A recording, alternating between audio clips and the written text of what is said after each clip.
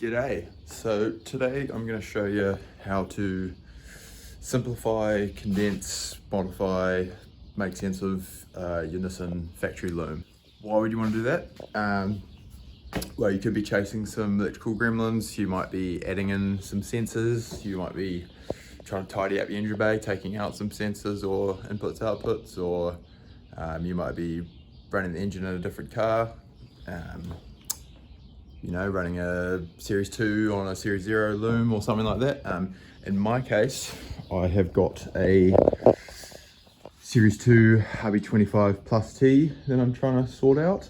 And I was chasing some electrical gremlins, and yeah, this is kind of the whole reason I want to do this is with these factory looms, they're overcomplicated, and when you start trying to problem solve something or trying to add stuff in or take stuff out, it very easily get sort of lost in it and you start chasing your tail. And so what I'm going to show you today is sort of what I think is the best way to do it. I started trying to modify it. I actually fucked my old loom off completely, got a RB20 loom, and I started trying to modify that, but I think just starting again is kind of actually the easiest way, so that's what I'm going to show you how to do today. Just before we get started, it probably pays to think about how your loom works in a really general overview sense. Now, I'm no auto sparky, so I could be off on this, but this is my understanding of it. So if you think about it really simply, your engine loom's more or less separate to your body loom, or it will be in our case, and you just have your power coming into this circuit and your ground, obviously. So you're going to want to do something called star point grounding, so whenever we talk about ground, we'll refer to the engine block. So you ground your battery negative terminal to the engine block, you'll ground your chassis to the engine block, and you'll ground your engine loom ECU to the engine block.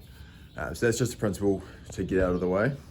Look up star point grounding if you want more information on that. It just saves you having any issues if you have a bit of a short or something. So we're going to have our 12 volt coming into our loom system from the battery, and then you're going to have a 12 volt power system for the ECU and coil packs, injectors, anything that's sort of a driven system, and then you'll probably have a little 5 volt power system too for sensors, and then you'll have a ground system, and then you have a sensor ground system. Now the sensor ground system is kind of what throws us off a bit here and why this factory loom gets a bit complex. All your sensors, so your throttle position, your cam angle, your coolant or whatever, they can't just ground back to the engine block because the ECU needs to filter out all that information. So all your sensors ground directly to the sensor ground pins on the ECU, and then there's other, your output grounds and stuff like your coil pack grounds and stuff that can just ground back to the engine block. So now we've got that out of the way, we'll get started. So as you can see here at the Autism Command Center, we have shit everywhere. Forgive me, I have just moved into a new house, but this is my old loom. I've clearly pulled it all apart, but what you're going to want to do is just unwrap your loom. Get all of the tape off it, all of the plastic wrap. Try not to cut any wires, try to be real careful with it, but just pull it all apart. It looks intensely complex, it looks like there's so much shit, but like if you just look at all this, it's like, fuck. But if you start here, there's not that many wires in there, and then if you look at all your plugs, especially if you start fucking off stuff you don't need, you don't have that many plugs. If it's not that complex, there's not too much to it. So unwrap your whole loom. Start by organizing what you do need and what you don't need. So I'm running a Link, but it's plug and play, so I have to use the factory plug, which is sort of why I'm doing this whole thing. But I think this principle will apply whether you're running a Nistune or factory ECU or whatever. in my case, I'm not going to run the knock sensors. I'm not running idle control. I don't have a oxygen sensor, a whole bunch of stuff like that, but I do have IAT sensor. I've got an aftermarket trigger, so I'm making a few changes, but basically just mark off what you don't need with some yellow tape or something, just to make sense of it. And then what you can do is then start depinning your ECU plug. You're also going to have some relays on there, we'll worry about them later. But what I did was just depinned my whole ECU plug. You're going to do that by flipping these little guys off, and then I won't show you how to do it because I've already done it all and it's a cunt. Maybe I should show you actually. So here's how to depin it. This is what my new one looks like. Ideally you'd have like a really small screwdriver, but I broke the tip off this one. So I'm going to use welding wire, but a paper clip would work as well. So we'll do one of the easier ones. These ones with the bigger holes in them are a little bit easier, but it's the same principle. So go ahead and flip the little cover off. Here we go, so he's open now. So we'll go for this yellow guy. So you flip him over, that's this one here.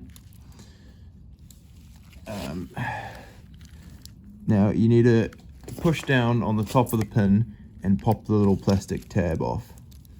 It's really hard to show, but get in on the top, pop it up, and out she comes. So there's a little plastic tab that pokes in here. So what you're doing is you're coming in like that and popping it up like that. So you kind of want to push the pin in to release the pressure a little bit, put your paperclip in, pop that up, and then you pull it out. We're going to start from the start, which is our power coming in.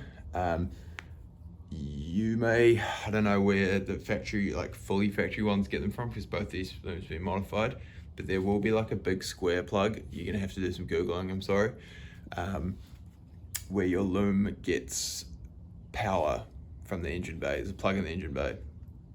So you want to find that plug on your loom, and you can depin that one too.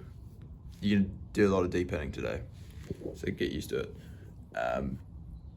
But that plug will have constant 12 volt, and it will also have switched 12 volt. So constant is keys fucking sitting on your bench, you can still pick up 12 volt on that pin. Switched is 12 volt, only comes on when you turn the key on. So we'll get started with our relays first, because that's going to control our power systems for the whole loom.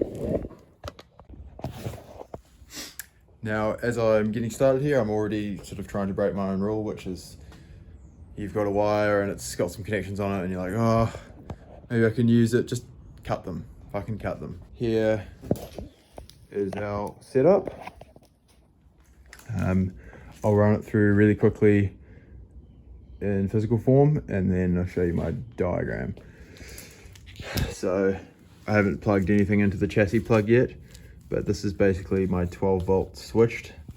That'll go from the chassis plug.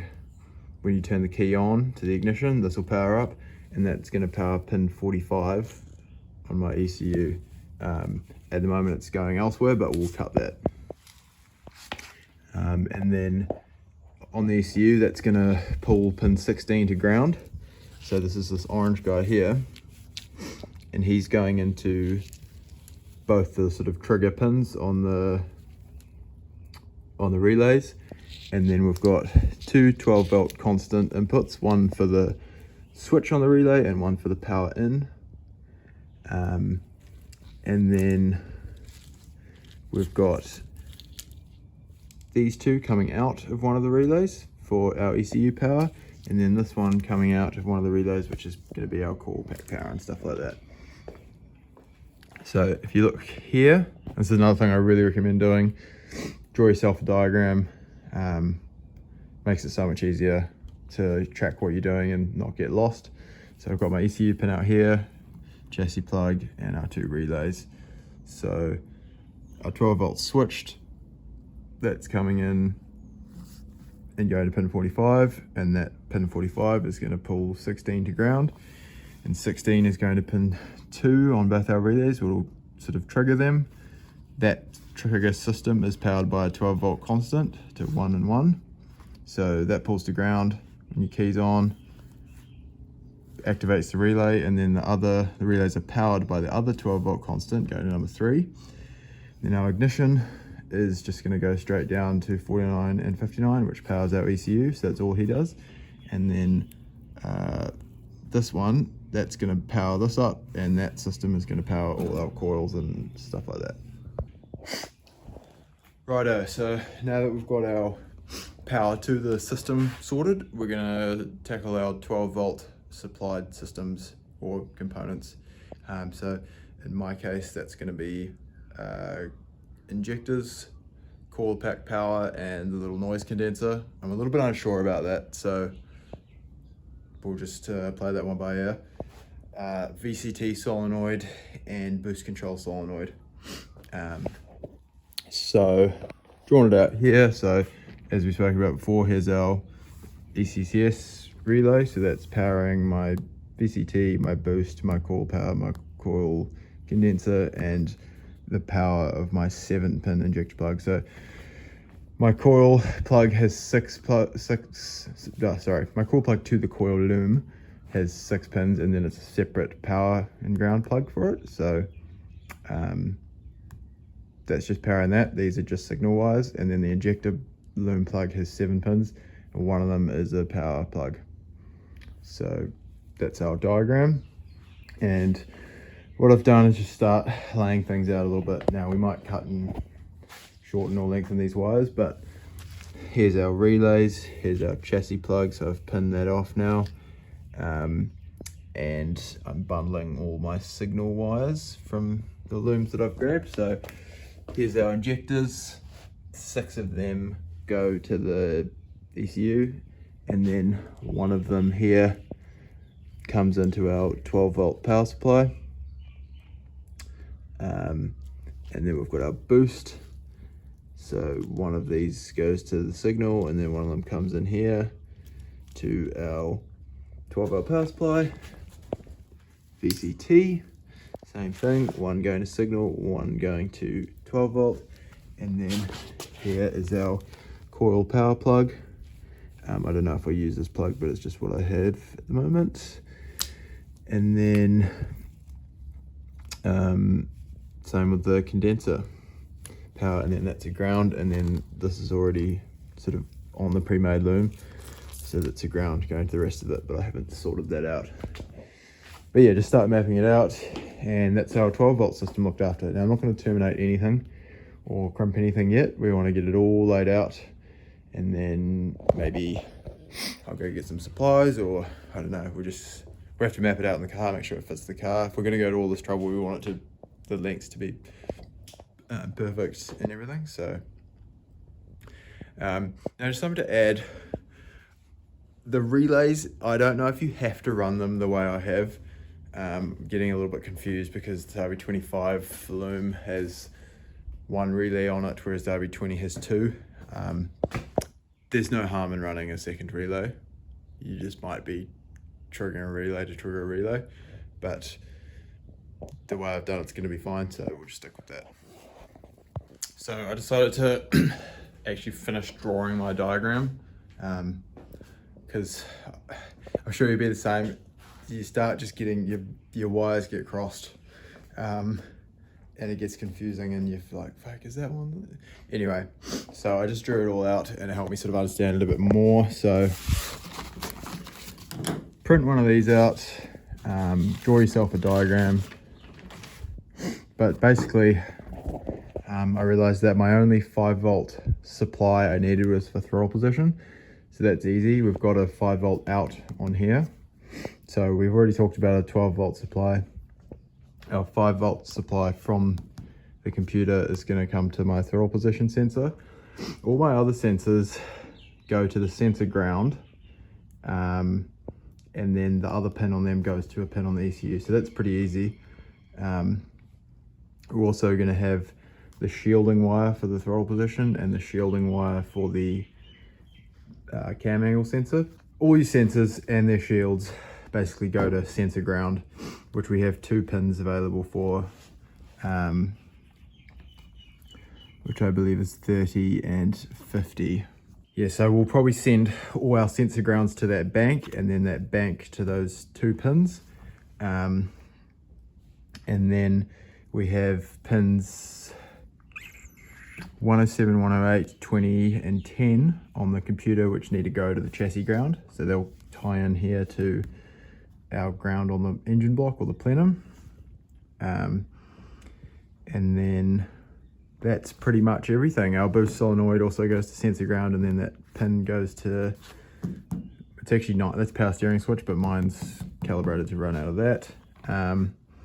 So that's pretty much it. Yeah, so just to reiterate, we've sorted out our 12 volt switched and constant. We've sorted out how that distribution goes from the relay, how the ECU controls those relays. We've powered up our 12 volt systems. We've powered our 5 volt system from the ECU. We've got our non-sensor grounds, and we've got our sensor grounds and our shielding grounds, and then all the rest is just signal wires, which is pretty easy. It's, you know, you can look at your pinout and know where those go. So what I've done now is just laid it all out. I haven't joined anything, so I'll have to crimp in a few things here and there, but I've just tied all my everything that's going to go to the ECU header. That's also going there, but that's part of the grounds. This is my chassis plug, our relays, our power plug, and then everything out here. So what I'm going to do now is just lay it out on the bay. Obviously I've got my injector loom already in there, and I need to make a coil loom because we've upgraded to the GDR coils. So just going to lay it all out, make sure my lengths are right, and then where everything branches off, and then we can start crimping. I'll probably just go through it bit by bit, and then yeah, when we go to put it in the ECU, we just get our multimeter out and continuity test everything, so we know for sure our pins are going where we think they are, so you don't have to trace everything by hand. But yeah, that's the gist of it, so let's see how she fits. So there you have it. Excuse the roughness of this car. I won't talk about the origins of this car, what the fuck I'm doing in this video, because I want to keep it simple, but yeah, we'll get to that in another video. But yeah, so here we are. Plugged not everything in, but most things. This one is really long. It's my cast, but I need to repin that anyway, and I'd rather modify it at this end than at that end. So that's fine sitting there. Got our coolant. I don't actually have the dash sensor there at the moment, but I'd like to run it, so that's there. Got our throttle position. Probably tighter than I want, but that's still going to go under. Our IATs down there. Righty, plug everything in. So things like this is my injector loom plug that's come off like this, but it's actually probably going to run back to there. Same with, like, where is he? Where is my coil plug, man? Down here. He's gone down here. So those kind of go further, but I just like them to go at the rear there. Having a little bit of extra length's fine, but obviously you're trying to tidy it up, so let's tidy it up. But yeah, everything's kind of plugged in, and I've zip tied it off where I want it. Mine has an expansion plug on it for fuel pressure and some oil pressure sensors and stuff, so I've just included that in. And then I'm not too concerned about where all this is ending up. It's going to go through the firewall, and I know that I can kind of, as long as it's in there, that's fine, lengthwise and stuff. My power plug is actually here. It was all coiled up, so probably run that actually back into the cabin and along, but I'm not overly concerned about that because, you know, I can just extend that. So yeah, probably go ahead and unplug it all now and start connecting stuff. Something to note, which kind of for me highlights why messing with these looms without redoing them just doesn't work and you get all caught up in shit. Here is the little earth bank plug. So I'm going to use this guy as my sensor ground because I've got quite a few sensor grounds. So they will go in here. But if you look at the plug here, it's kind of hard to tell, but see that top row is all connected, but this bottom row has gaps in it. So not sure what this one's doing there, but one's going into some side isolated. I guess some of them are probably sensor grounds and the other ones are regular grounds. But yeah, you wouldn't know that if you'd never pulled it off and looked closely at it, and you'd be continuity testing your earths and you'd be like, what the fuck isn't it working? Because it's Nissan and they don't plan for you to pull it apart. So yeah, just thought I'd point that out because it's throwing me off and it's probably throwing other people off too. So yeah, again, that's why you just got to redo the whole thing. So there you have it. I'm more or less done with my power and ground system. So I'll just have to pin everything into the ECU plug now. So I ended up grabbing the other earth bank off another loom I had, just because it meant less crimping and stuff for me. So you don't have to do that. But basically what I've resulted in is 2 wires coming off here that I can plug into my ECU with ECU pins on them for the sensor ground, pins 30 and 50, and then this is my non-sensor grounds, which go to the little earth plugs there, go on the motor, and then these ones are going to go into the ground ports on the ECU. Now again, you're not going to be doing this exactly the same as me. You might have a factory computer, you might have a plug and play, but the principles are the same. Sort out your power and your ground circuits and your relays and your all that shit and just start again.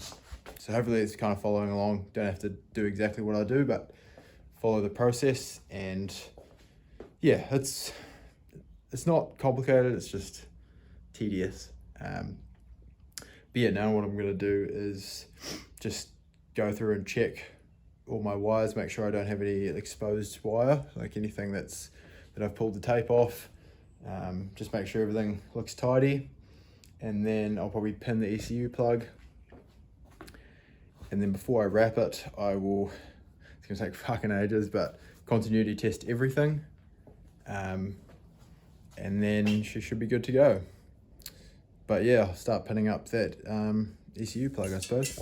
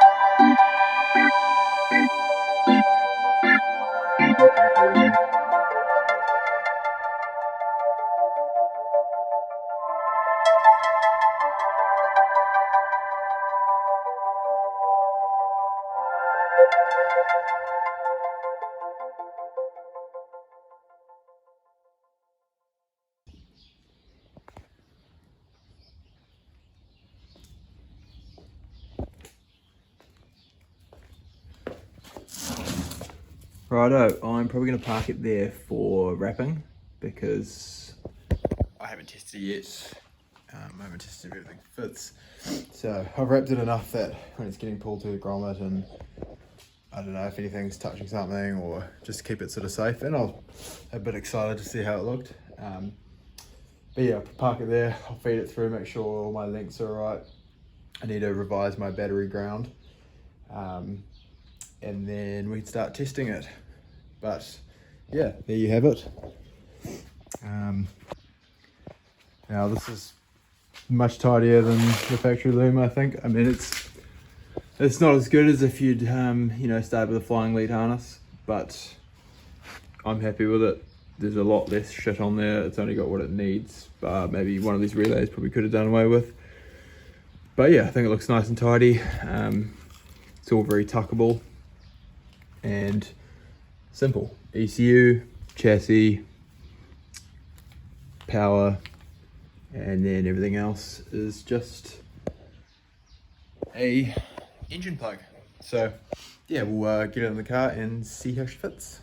I skipped forward a little bit there. I just adapted the factory coil loom to suit my new coils and pinned some Deutsch plugs for the power and signal there, and I had to change things around a little bit there. But yeah, pulled it back out of the car. So what I'm going to do now is just probably go through the board, like the ECU pin out, one by one, and just continuity test. You know, pick a pin, what does it say it should be, check the plug, yes, like just confirm everything there, because we don't want to go plugging anything in and shorting it out, or trying to check it while it's in the car is going to be a lot harder. So we'll go and continuity test it there. The only thing I do still need to do is change my CAS pin out plug. This is also far too long. I'll probably pull this plug off and just isolate the ones I need, which will be the trigger one and the earth. But I'll do that in the car so I can get the length perfect, because that's quite important. But yeah, we'll have to come back out of the car again to do a final wrap. Once I've continuity tested everything, I will start plugging things in and yeah, see how she goes. So just before we get started, I thought I'd show you how to do a continuity test.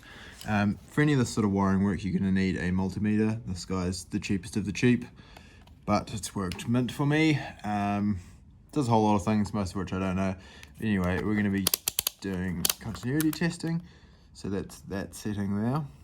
I think that's pretty universal.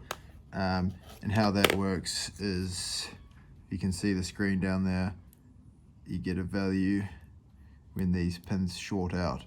So all you have to do, and this is my CAS plug, so I'll just put the pin here on the trigger, I think it's trigger 1 or trigger 2 on the ECU there, match the pin up there, yeah, see, there we go, and that's showing us that we've got a wide connection there. You get the gist, there it is. Alright, so obviously if you have a relay or something that processes it in between, it's not going to work. But for most things, that just tells you, yes, this wire actually goes where I think it is going, rather than having to follow it all by hand. So very helpful.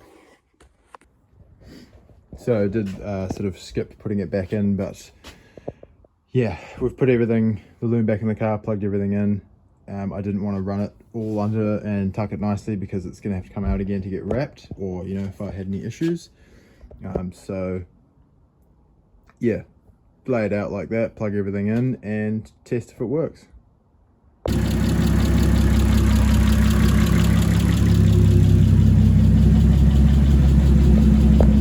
Well, there it is, proof that our loom works.